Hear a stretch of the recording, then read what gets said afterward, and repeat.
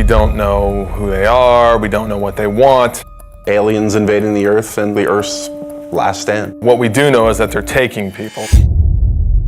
It's basically not a remake, but a reimagining of the original XCOM game. Well, core principles from the original that we wanted to build on was basically everything. XCOM is about Earth being threatened by an unknown enemy. The world bonds together and they form an elite military organization, the most elite in the history of the world, and that's where the player comes in. They are the commander of this organization. I think we were all fans of the original, working for Firaxis, we're all fans of squad-based, turn-based strategy, so I've played just about every turn-based strategy game out there. I think we all had a lot of ideas and things that we wanted to do and things we liked about all of the games that we played in the past. Just really finding the fun things and eliminating the things that we didn't really care so much for. So we start with the original game and we play it and we say, okay, well, we find that new players or even us old diehards, like we find this concept, we can improve this a little bit. And one of the first things we looked at was time units. And the idea was that your soldiers had a certain number of time units to move around the battlefield, to perform abilities, take shots and things like that. And actually it worked great in the sense that you had this resource that you were hoarding and that you had to be careful, because when you spent too many, you could find yourself exposed and in dangerous situations. So there's this great risk-reward mechanic.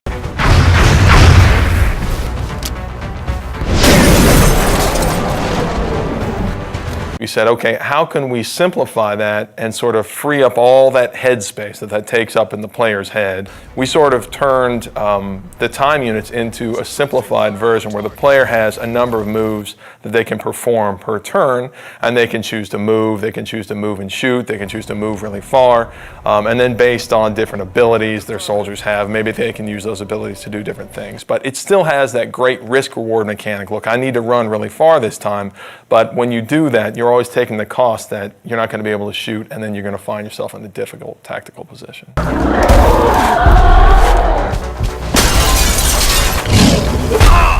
The other big thing I think that we did was we added cover to the game. Now tactically you have a lot more important decisions to make based off of being in low cover and high cover, flanking aliens. So in some ways we feel like we made the game more tactical. One of the advantages I think we have as a turn-based game is that we can move the camera around wherever we want.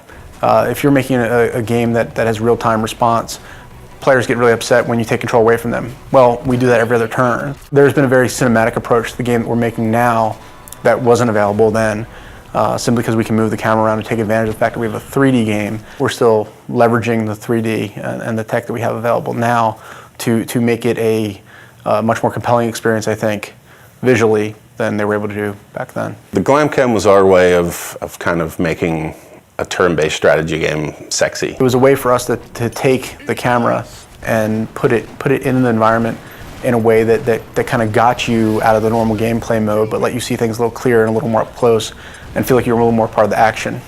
The idea is that when your soldier goes to take a cool shot, then the camera can drop in, and we've got these great dramatic scenes where your sniper's lining up this super long shot and you'll see it fall right down the barrel. And what that does is it allows a little more of an intimate connection between you and your soldiers. And of course it increases the drama of the actual combat. And the GlamCam is a great way to do that. That's just one of the ways that we sort of get the camera down there so the player can sort of see combat from their soldier's perspective.